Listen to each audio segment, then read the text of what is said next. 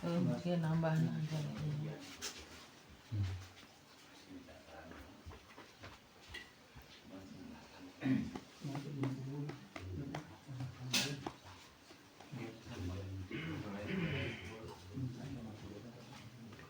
Apunten Ibu para kasepuhan minta ridona. Bismillahirrahmanirrahim. Mari kita mulai. Assalamualaikum warahmatullahi wabarakatuh.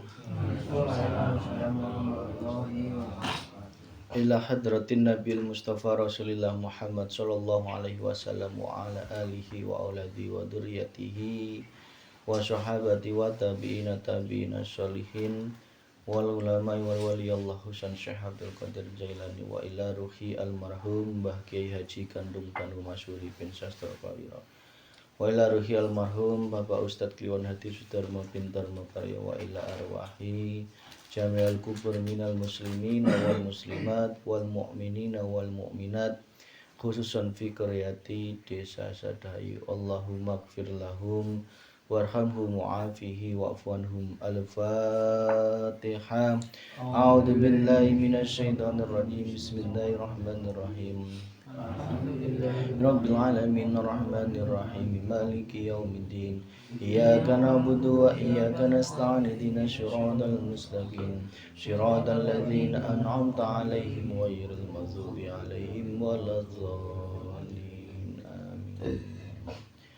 Bismillahirrahmanirrahim. Alhamdulillahi rabbil alamin. Alhamdulillahi ala nikmatil iman. Alhamdulillahi ala nikmatil islam. Asyhadu an la ilaha illallah wa asyhadu anna Muhammadar Rasulullah. Allahumma shalli ala sayyidina Muhammad wa ala ali sayyidina Muhammad sallallahu alaihi wasallam. Yang dimuliakan Allah, Ibu Ustadz, Bapak Imam Masjid Jami' Munawwarah, para imam masjid, para ustadz, para kasepuhan, wabil khusus dari Tembong, alhamdulillah dapat berkenan hadir pada kesempatan malam yang ke-13 malam Ramadan.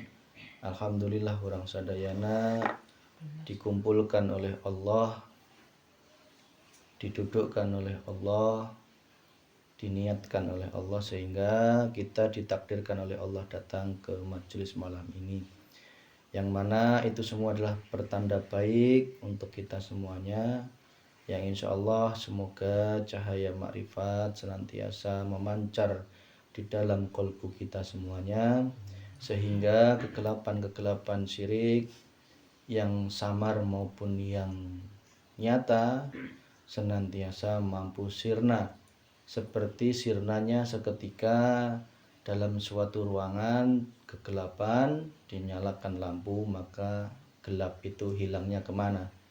Ya, hilangnya kemana kegelapan ruangan itu jika dinyalakan lampu. Seperti itulah cahaya hati manakala kita semuanya mendapatkan cahaya kemakrifatan dari Allah Subhanahu wa taala. Sholawat serta salam semoga tercurahkan ke junjungan orang sadayana Nabi Agung Muhammad sallallahu alaihi wasallam, kepada para sahabatna, para tabi'ina tabi'ina sholihin, lumampirna ke orang sadayana, semoga orang sadayana senantiasa menang syafaat fid dunya wal akhirah. Amin ya rabbal alamin. Bapak Ibu rahimakumullah, pada kesempatan malam ini kita sudah memasuki bab rukun iman, yang mana rukun iman ini seperti yang sudah kita sampaikan pada tadi malam merupakan pondasi yang sangat kuat, yang sangat penting bagi kita semuanya agar bisa wusul kepada Allah Subhanahu wa taala. iman jangan sampai hanya sampai kepada nurul iman, tetapi iman yang sejatinya iman adalah iman yang senantiasa hak ya. Kalau nurul iman itu iman yang masih di luar hati ya. Imannya masih bertengger di hati yang paling luar. Kalau sudah hakul iman, itu imannya sudah senantiasa cahaya ma'rifatnya sudah menembus ke dalam relung hati yang paling dalam, sehingga hati kita sirnalah sesuatu selain Allah. Sesuatu selain Allah di dalam hati kita sudah sirna. Yang nyata adalah hidupnya Allah Subhanahu wa ta'ala. Bapak Ibu, seperti yang sudah kami sampaikan di awal dulu, ketika ilmu ini digelar, ini merupakan ilmu yang harus ditangkap dengan cahaya hati, bukan cahaya akal. Cobalah engkau menyingkirkan terlebih dahulu cahaya akalmu dan hidupkanlah cahaya hatimu atau ainul basiroh, mata hati kita. Maka agar mata hati kita ini terbuka, buanglah semua tutup-tutupnya hati agar cahaya itu bisa masuk ke dalam hati kita.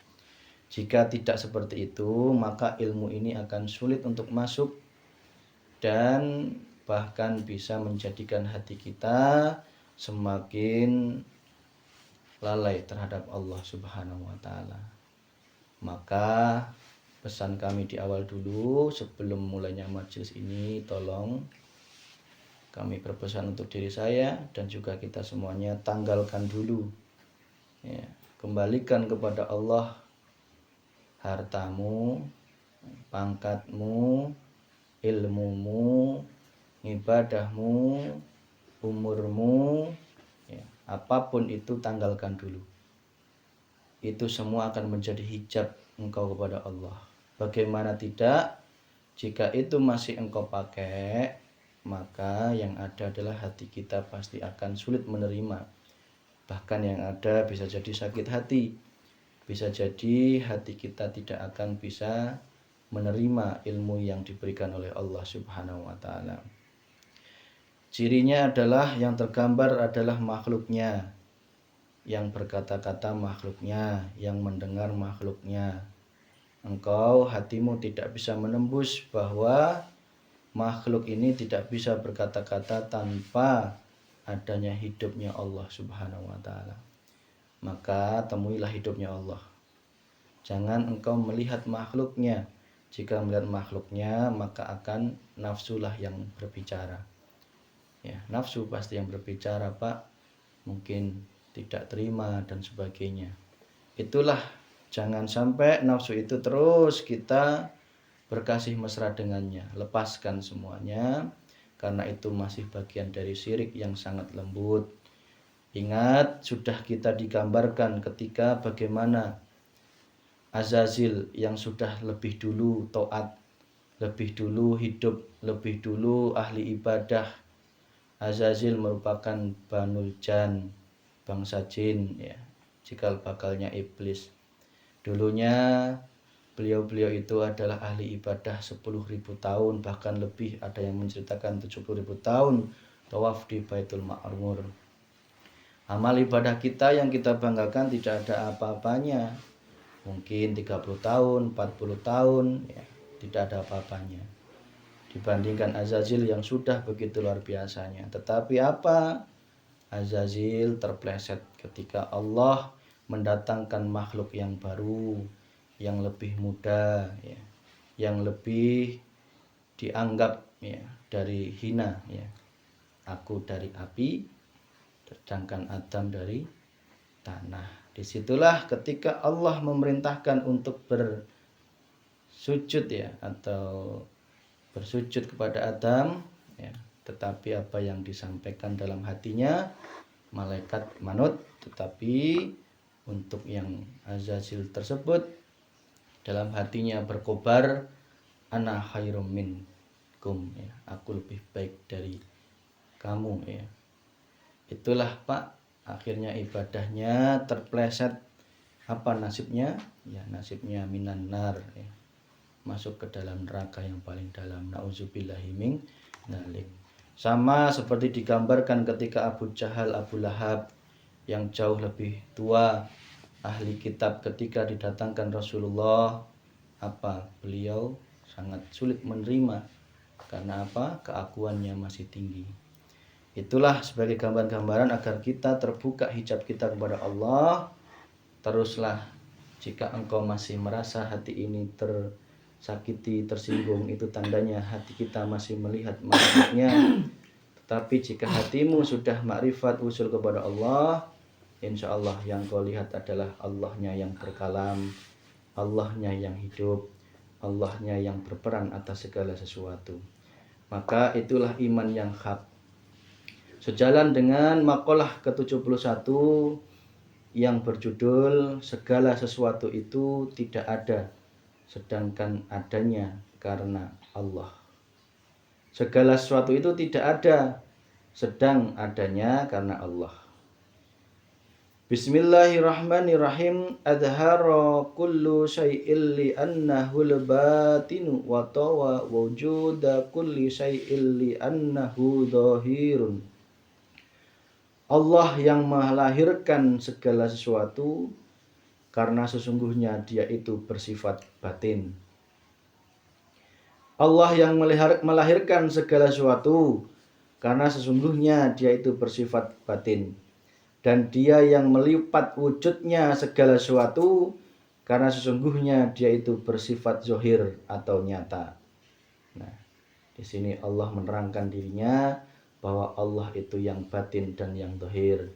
Al-Hadid ayat 3, wadh-dhahiru wal awalu wal akhiru wadh-dhahiru wal batin. Wal awalu wal akhir wadh-dhahiru wal batin. Allah di awal dan di akhir, dan yang zahir dan yang batin. Di antara nama-nama Allah ada al-zahir atau terang atau nyata, dan al-batin atau samar atau tidak kelihatan. Sifat Allah yang zahir itu menetapkan samarnya segala sesuatu, sehingga tidak ada yang nyata sama sekali di sisinya. Dengan begitu terlipatlah wujudnya segala sesuatu. Kita sadar bahwa kita ini adalah nurullah, cahayanya Allah yang tadinya tidak ada, kemudian diadakan oleh Allah. Itulah nikmat ijad, ya, nikmat penciptaan. Sehingga dengan kita sadar seperti itu, kita meyakini yang sesungguhnya ada adalah Allah Subhanahu wa ta'ala. Jika Allah perlu, ya, kita tidak perlu mengadakan kita semuanya, sudah cukup bagi Allah. Tetapi karena Rahman Rahimnya Allah, Allah mengadakan kita semuanya ini. Maka sudah sepantasnya kita bersyukur kepada Allah Subhanahu wa ta'ala. Allah yang batin artinya Allah ada di dalam setiap apapun. Bukan berarti Allah bertempat, tidak. Tetapi Allah lah di dalam dirimu dan di luar dirimu. Di dalam alam semesta dan di luar alam semesta. Di dalam yang gaib maupun yang nyata. Itulah Allah yang meliputi segala sesuatu. Karena segala sesuatu ini adalah nurullah, cahayanya Allah yang disebut Nur Muhammad. Nur Muhammad itulah pancaran dari Allah Sang Maha Hidup, laisa kamislihi, yang tidak bisa disamakan dengan apapun. Maka itulah yang harus kita temui, Sang pemilik nama Allah Subhanahu wa ta'ala. Jangan sampai iman kita hanya menyebut-nyebut namanya, tetapi iman kita belum sampai menjumpai zat hidupnya Allah Subhanahu wa ta'ala. Bahkan mengingkari pertemuan akan dirinya ketika di dunia, apalagi nanti di akhirat. Nauzubillahi min dzalik. Demikianlah pula sifat Allah yang batin, itu menetapkan menjadi nyatanya segala sesuatu, sehingga tidak ada sesuatu yang samar di sisinya. Dengan begitu nyatalah wujudnya segala sesuatu, sebab wujudnya Allah. Yang selama ini kita anggap wujud ini, itu karena adanya wujudnya Allah. Yang kita anggap wujud ini sesungguhnya karena adanya wujudnya Allah. Berarti yang betul-betul wujud hanyalah Allah Subhanahu wa ta'ala.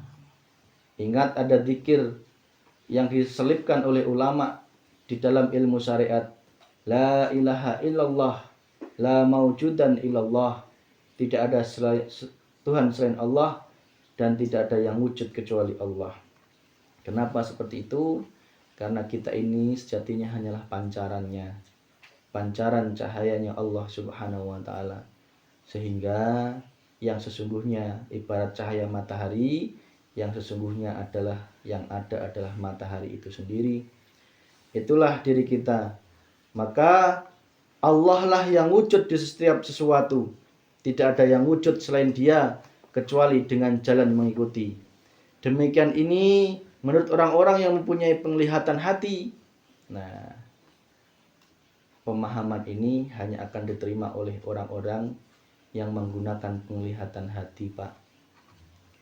Ya, kalau masih mencernanya dengan akal, ya. Waalaikumsalam warahmatullahi. Kalau masih mencernanya dengan akal, ya, maka akan sulit, ya. Karena ini semuanya membutuhkan cahaya hati, ya. Iman atau rasa, ya. Atau su'aul basiroh, ya. Hati yang merasakan akan adanya hidupnya Allah Subhanahu wa ta'ala.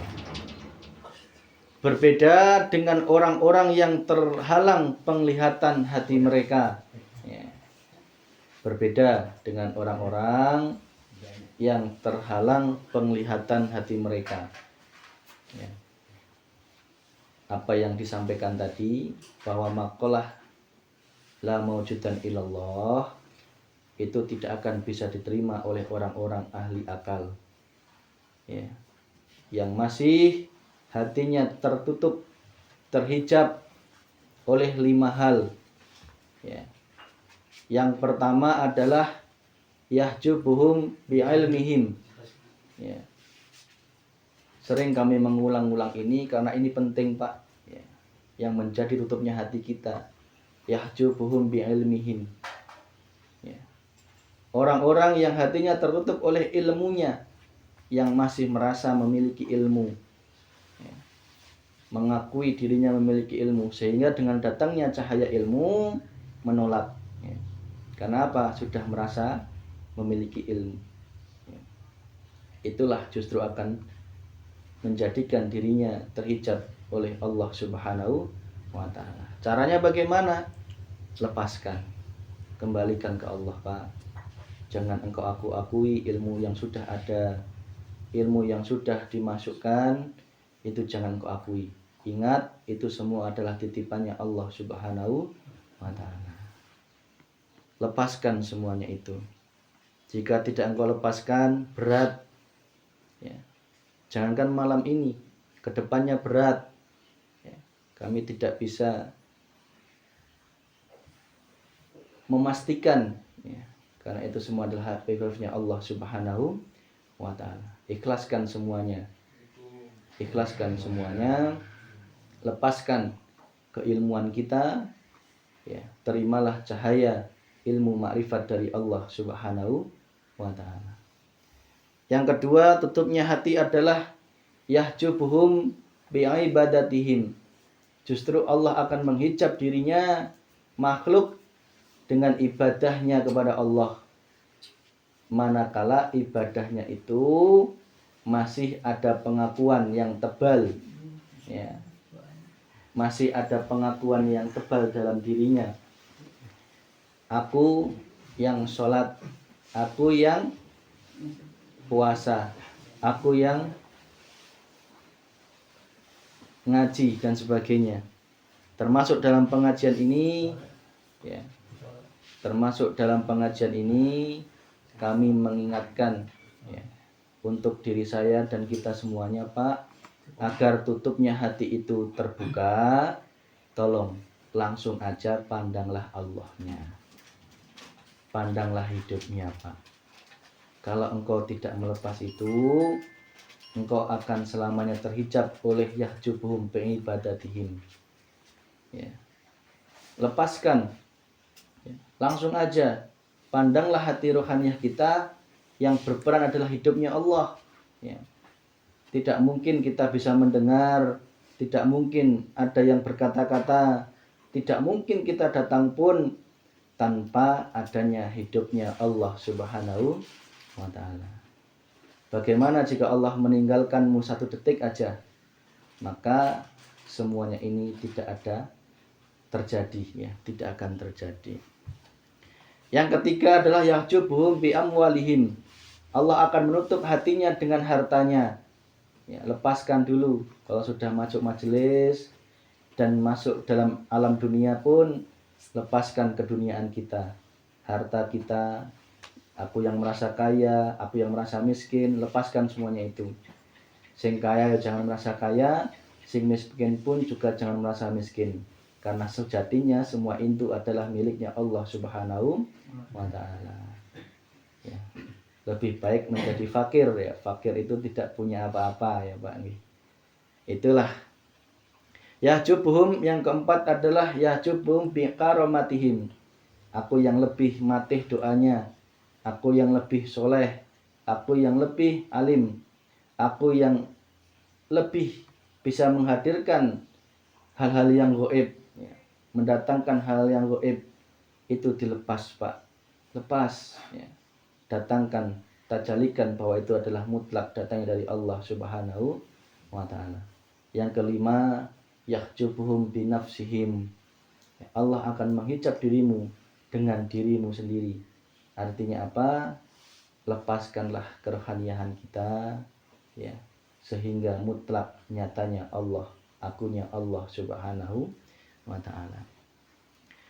Maka dengan iman tentang Allah, sudah sejatinya ketika kita memandang bahwa la maujudan illallah, ini adalah iman yang bisa diterima khusus bagi hati yang sudah terbuka hijabnya kepada Allah.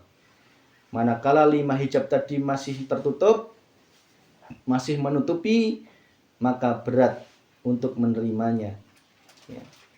Maka bagaimana kita memandang seorang malaikat, ya, malaikat Jibril, malaikat Mikail, Israel, ya. Mereka bertugas, sejatinya yang bertugas itu adalah Allah, yang memiliki kekuatan, yang menggerakkan, yang meliputi di dalam dirinya dan di luar dirinya adalah Allah Subhanahu wa ta'ala. Malaikat Israel dalam mencabut kenikmatanmu, mencabut nyawa secara perlahan, itu pun juga yang berperan adalah Allah Subhanahu wa ta'ala. Rohaniah kita harus duduk di dimensi ketuhanan, dimensi yang senantiasa memandang Allahnya. Hilangkan semua pandangan makhluk di dalam hati kita, karena itu masih tergolong iman yang tercampur syirik. Malaikat Israel, malaikat Mungkar dan Nakir, ya, menanyai di alam kubur. Coba sejatinya Mungkar Nakir itu menanyai kita itu sejak kapan? Mulai kapan menanyainya, ya. Nek boleh saya katakan mulai dari sekarang, Pak. Menanyakan terus, siapa Tuhanmu? Siapa Tuhanmu? Ya. Dalam engkau makan su'u, Allah, malaikat Mungkar dan Nakir menanyai terus, karena semua ini adalah pertanyaan yang disampaikan nanti dalam kubur. Itu nggak bisa engkau kira-kira, tidak bisa engkau mencontek bawa contekan. Nanti kalau ditanya Allahnya siapa, Tuhannya Allah, nggak bisa, Pak. Pertanyaan itu otomatis dijawab oleh amal, ya. Mulut terkunci, tangan terkunci, ya. Artinya apa? Sudah tidak ada daya. Berarti pertanyaan itu bisa dijawab dari sekarang, ya. Ini hak, ya.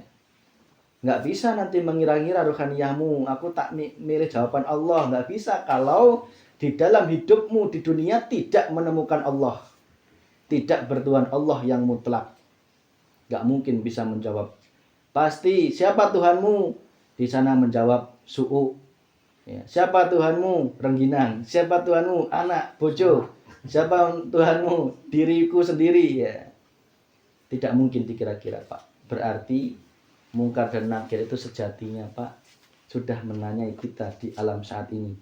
Jika dimensi rohaniah kita seperti yang makalah tadi malam atau beberapa malam kemarin sudah menembus dimensi akhirat ya. Maka coba ketika engkau makan salak, di situ malaikat mungkar nakir nanyain, Tuhanmu salah apa aku Allah gitu loh. Yang sejatinya pertanyaan itu muncul dalam dirimu ya. Cara Allah boleh ngomong, Vicky, di dalam salah ini ada aku Allah, temui aku gitu. Tuhanmu kan aku gitu kan. Tetapi kenapa hatimu ikut kasih mesra dengan salah wujudnya makhluk ya. Mulut merasakan salah, hati kita hidupnya Allah. Itulah hak iman yang hak Pak duduk di situ.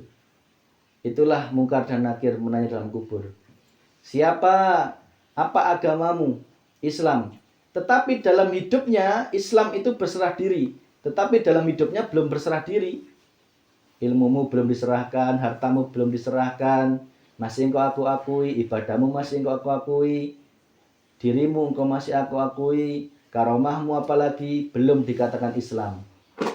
Pasti nanti dijawab agamamu apa? Agamaku adalah kebanggaanku tentang harta, kebanggaanku tentang ilmu, kebanggaanku tentang karomahku. Karena dirinya belum muslim, belum berserah diri kepada Allah Subhanahu wa ta'ala. Siapa saudaramu? Kaum muslim muslimat. Ternyata saudaranya di sini dengan tetangga, dengan saudara muslim saling bermusuhan ya. Saling mencela, saling mengadu domba, saling rebut-rebutan. Nah, itu berarti belum menjadi saudara muslim.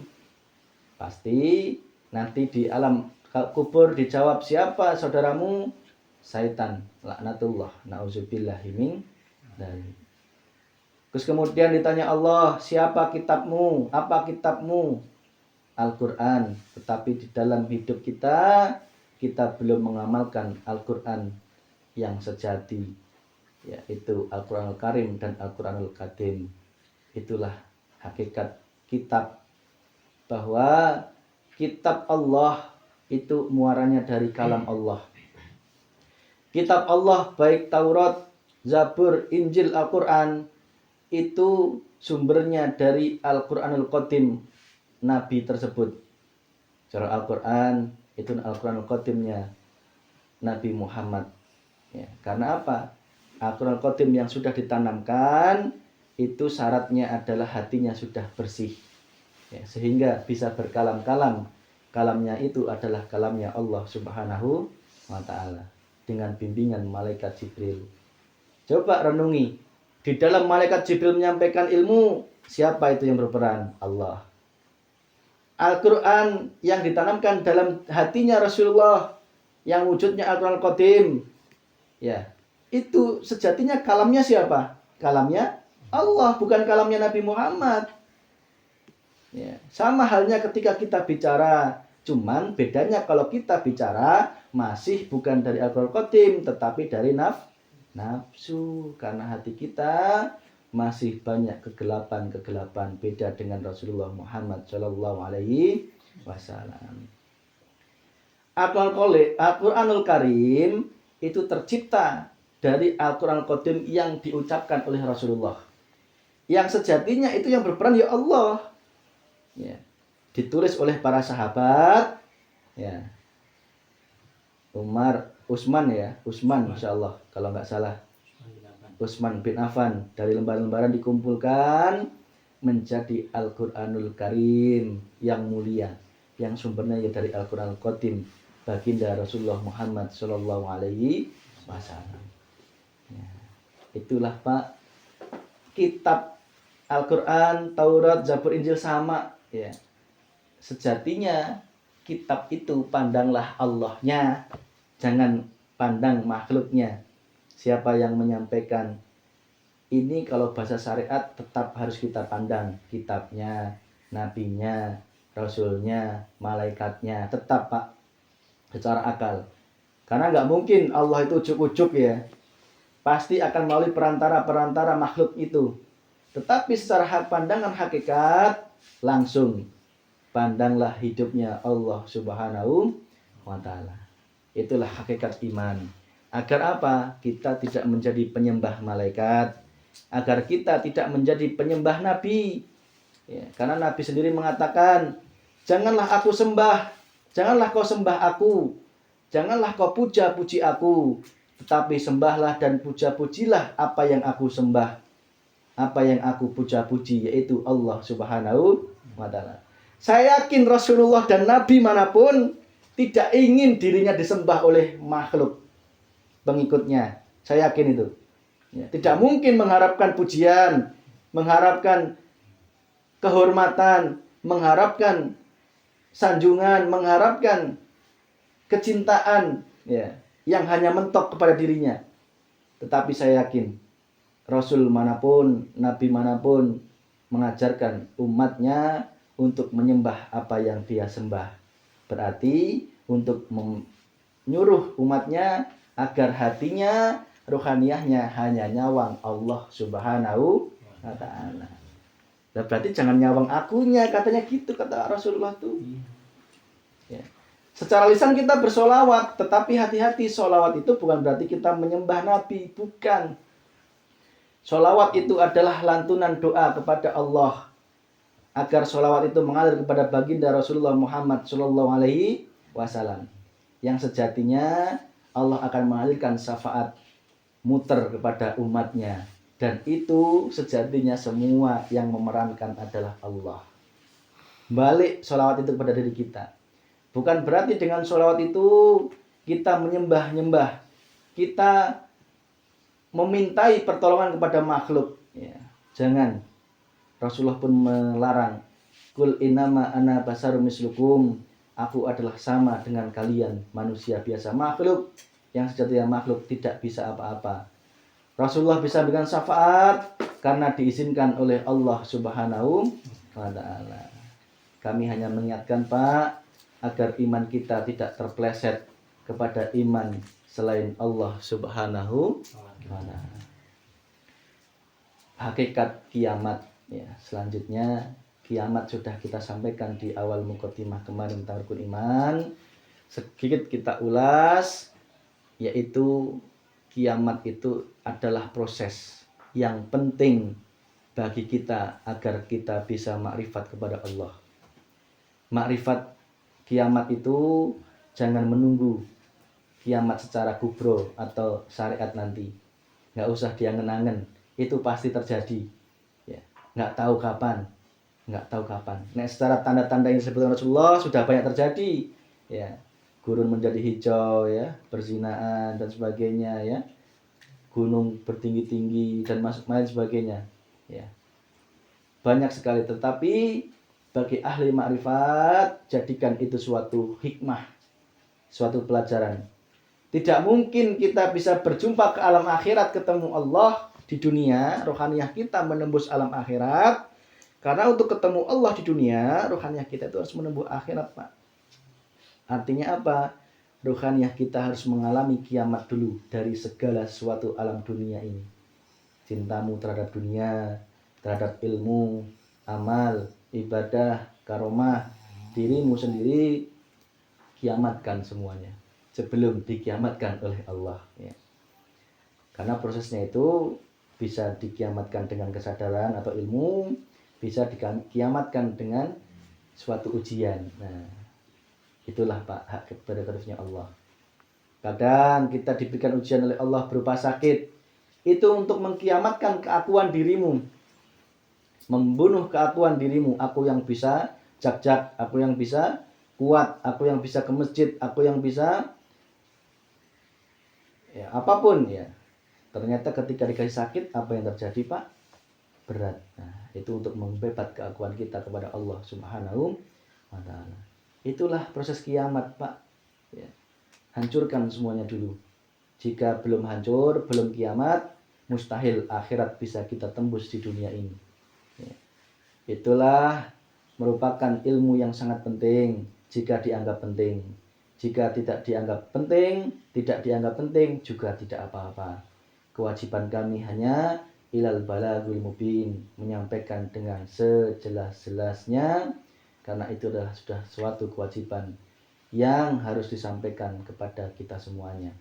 Maka Bapak, Ibu semuanya saja dan diri saya, ayo dengan hakikat kiamat kita belajar untuk mengkiamatkan secara sugro dulu, ya, secara kecil dulu, membunuh keakuan tentang ilmu, harta, pangkat, jabatan, karomah, ibadah, dirimu sendiri, ya.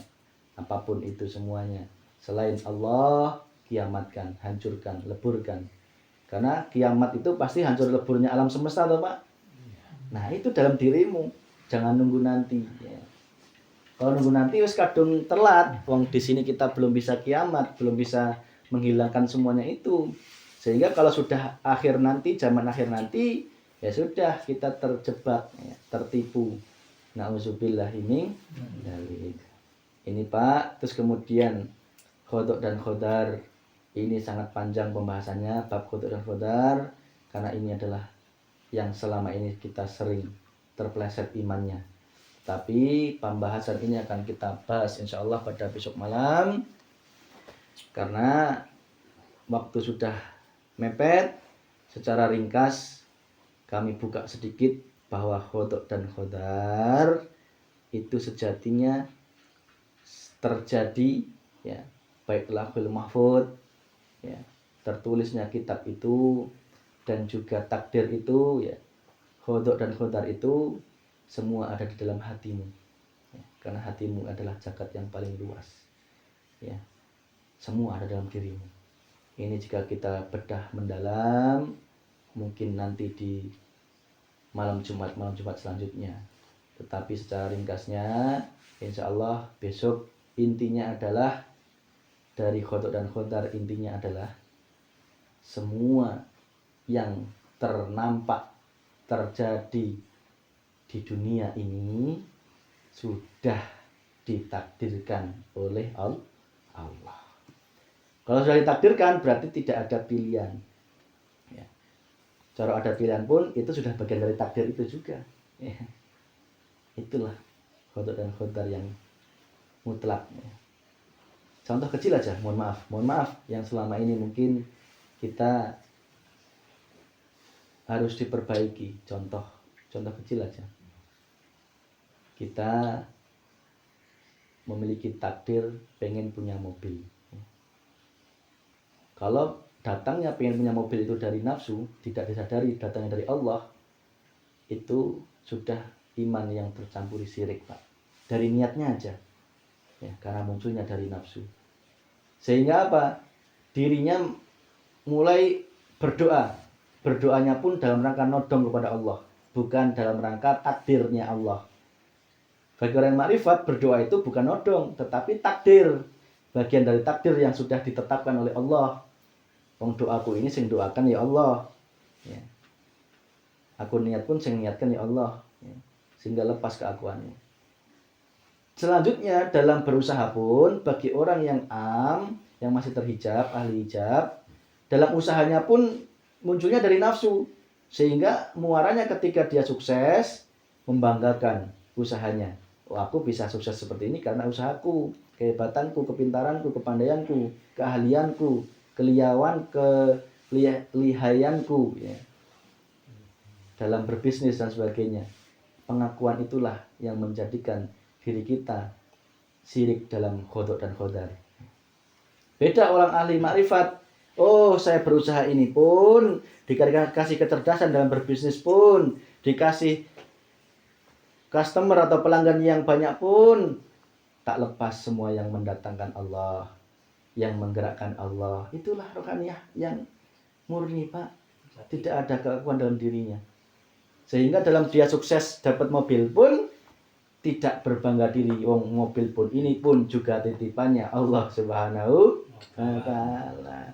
Lah kalau orang ahli hijab ditakdirkan beli mobil, dia dapat mobil, tetapi diaku-aku di dalam hatinya, ini mobil saya. Munculnya ujub, riya, sombong, takabur, pamer, sum'ah. Nauzubillahi min dzalik. Nah, khotar jika kita bedah akan agak panjang.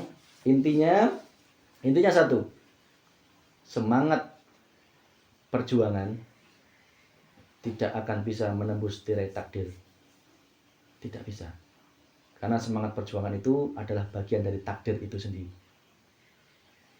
Itu Pak ya, insya Allah kita bedah besok malam apa maksud maqalah itu. Pada malam ini kita simpulkan rukun iman kepada Allah sampai dengan hari kiamat, bahwa iman kita yang 6 itu tolong diahadiahkan Pak ya. Iman kita mutlak hanya kepada Allah Subhanahu wa ta'ala secara hakikat loh.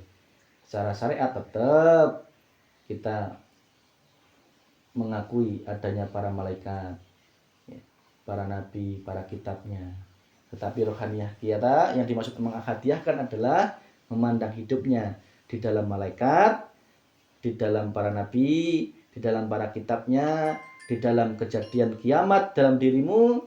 Itu semua sing merankan hanyalah hidupnya Allah Subhanahu wa ta'ala. Itu Pak sebagai gambaran tentang rukun iman. Semoga dapat diterima dengan ikhlas, dengan lapang dada. Marilah ya, kita sudah umur sudah semakin tua ya, hilangkan keegoan, hilangkan ketinggian hati, hilangkan Pak ya. Kita sama-sama ingin berjalan kepada Allah, sama-sama Pak, ingin kembali kepada Allah, sehingga sudah sepantasnya kita saling mengingatkan satu sama lain. Bukan berarti menggurui, tidak. Guru sejatimu adalah Allah itu sendiri, bukan fikih, bukan Pak Ustadz yang lainnya, bukan. Itu adalah secara dohiriyahnya. Secara hakikatnya, rasakan bahwa engkau sedang digurui oleh Allah. Jika engkau digurui oleh Allah, tidak akan engkau menolak. Berarti itu wujud cintanya Allah kepada diri kita. Itu apa yang dapat kami sampaikan. Semoga menjadi bahan renungan kita sebelum tidur nanti. Jika itu masuk ke dalam hati, insya Allah akan menerimanya dan semakin semangat untuk menuntut ilmu. Tapi jika itu belum masuk ke dalam hati, maka akan menjadikan luka yang mendalam, luka yang berlarut. Gempa ya? Kirain ada tikus. Nah itu Pak, Allah sedang menggetarkan hati kita ya. Allah menggetarkan hati kita ya. Itulah hidupnya Allah Pak. Kurang apa Allah